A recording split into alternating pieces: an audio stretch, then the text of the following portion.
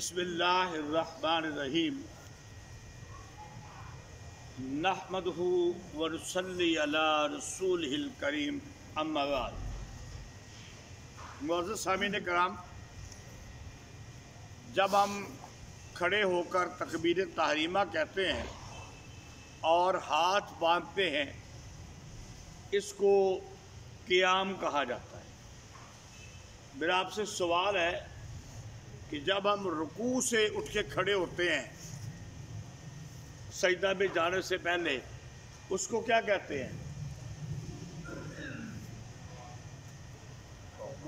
قوما کہتے ہیں۔ رکوع سے کھڑے ہو کر سجدے میں جانے سے پہلے جو ہم کھڑے ہوتے ہیں اس کو کیا کہتے ہیں؟ قوما کہتے ہیں۔ یہ ہو گئی تکبیر تحریمہ، یہ ہو گیا قیام، رکوع، اور رکوع سے کھڑے ہوئے اس کو کیا کہتے ہیں؟ قوما۔ حضرت ابو ہریرہ رضی اللہ تعالیٰ عنہ سے روایت ہے کہ رسول اللہ صلی اللہ علیہ وآلہ وسلم نے فرمایا کہ جب امام کہتا ہے سمی اللہ لمن حمیدہ، سمی اللہ لمن، اس کا معنی بھی سن لیے، سن لی اللہ نے تعریف جس نے اس کی تعریف کی۔ یہ امام کہہ رہا ہے۔ امام کا کام کیا کہنا ہے؟ اللہ اس کی تعریف سن لیتا ہے جو اس کی حمد بیان کرتا ہے۔ تو اس کے جواب کے اندر جو بندہ کہتا ہے نا اللہم ربنا لک الحمد، اس طرح بھی کہا جا سکتا ہے اور ربنا لک الحمد بھی کہا جا سکتا ہے۔ اس کا مطلب کیا ہے؟ اے رب ہم تیری تعریف کرتے ہیں۔ تو امام نے کہا کہ اللہ تیری تعریف سن لے گا اگر تو کرے گا، تو پھر مقتدی کا کام کیا ہے کہ وہ کہے ربنا لک الحمد، ہم کرتے ہیں۔ آپ نے فرمایا، اگلے الفاظ سنیے، سمی اللہ لمن حمیدہ، امام کے کہنے کے بعد جس بندے کی بات فرشتوں کے مطابق ہو گئی اس کے پچھلے سارے گناہ معاف ہو جائیں۔ گناہوں سے میں نے اس سے پہلے بھی کئی بار ذکر کیا ہے، احادیث میں آئے تو صغیرہ گناہ ہوتے ہیں، کبیرہ توبہ سے معاف ہوتے ہیں۔ اب یہ جو بات آپ نے کہی ہے کہ جس کی بات فرشتوں کے مطابق ہو گئی، ہم کیا کہتے ہیں؟ ربنا لک الحمد۔ اس کا مطلب ہے پیارے پیغمبر کے فرمان کا کہ جب امام سمی اللہ لمن حمیدہ کہتا ہے نا تو فرشتے بھی ربنا لک الحمد کہتے ہیں۔ فرشتے بھی، ہاں، فرشتے بھی اللہ کی تعریف کرتے ہیں، اور تم بھی کرو۔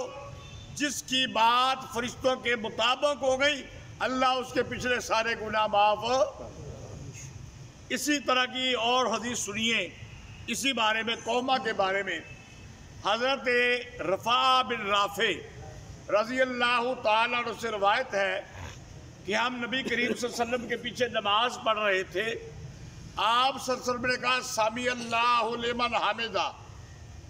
ایک بندے نے کہا ربنا لک الحمد حمدن کثیرن طیبن مبارکن فی، ربنا لک الحمد حمدن کثیرن طیبن مبارکن فی، اور اس طرح بھی ہے اللہم ربنا لک الحمد حمدن کثیرن طیبن مبارکن فی۔ نماز ختم ہوئی، پیارے پیغمبر نے مقتدی کی طرف منہ کیا اور پوچھا کون ہے وہ بندہ جس نے میرے پیچھے یہ الفاظ کہے ہیں؟ کیونکہ نبی پر تو اللہ کی وحی ہوتی ہے نا، پیارے پیغمبر کو تو پتہ چل جاتا ہے نا بعض کا جو اللہ بتائے۔ تو صحابہ نے ایک صحابی کی طرف اشارہ کیا کہ اس صحابی نے یہ الفاظ کہے ہیں۔ پیارے پیغمبر صلی اللہ علیہ وسلم نے فرمایا کہ میں دیکھ رہا تھا کہ 30 سے زیادہ فرشتے مسابقت کر رہے تھے، سبقت لے رہے تھے اس آدمی کے یہ الفاظ میں پہلے لکھوں.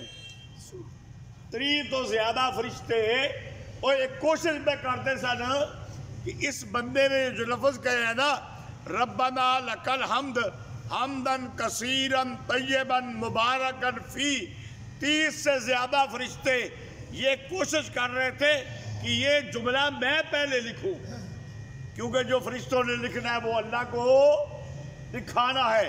فرشتوں کو یہ جملہ بڑا پسند آیا کیونکہ اس جملے کے اندر بڑا خلوص تھا. نماز تو بھئی ربنا لکل حمد کہنے سے بھی ہو گئی، قوما کے اندر ربنا لکل حمد کہہ دو، اللہم ربنا لکل حمد کہہ دو، اللہم ربنا ولکل حمد کہہ دو، ہو گئی بات، قوما ہو گیا، نماز بھی ہو گئی. لیکن جس نے یہ کہہ دیا ربنا لکل حمد حمدن کثیرن طیبن مبارکن فی، اس نے تو اللہ کی تعریفوں کی حد کر دی نا.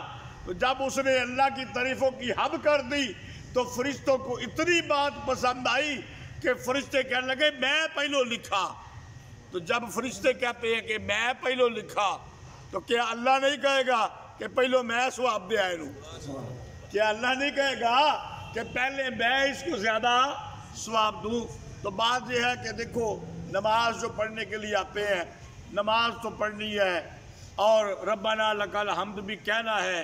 تو اگر امام تھوڑا سا ٹائم دے دے، ویسے تو مسئلہ پہلے بیان ہو چکا ہے، امام کو بہت زیادہ لمبا قوما بھی نہیں کرنا چاہیے رکوع، لیکن اگر امام بھی اتنے لفظ کہتے کوئی دیر نہیں لگتی تو امام تھوڑا سا ٹائم دے دے تو ہم سب کو کہنا چاہیے ربنا لکل حمد حمدن کثیرن طیبن مبارکن فی. اللہ تعالیٰ سے دعا ہے اللہ تعالیٰ عمل کی توفیق عطا فرمائے. وما علینا